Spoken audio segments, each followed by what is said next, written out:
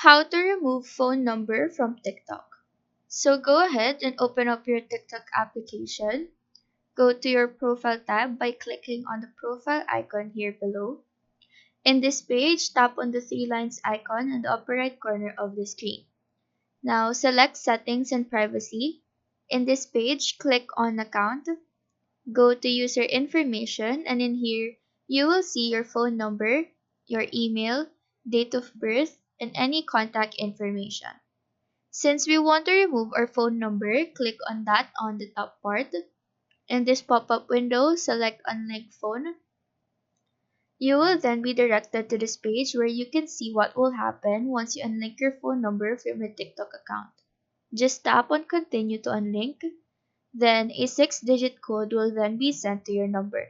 After receiving, just type that in, and then after that, your phone number is now unlinked from your TikTok account. If this method fails, just make sure that you have an email linked to your account. So that is how to remove phone number from TikTok. Do let us know if this video helped you out, and if you have any questions, feel free to drop them down below. Thank you for watching and have a nice day.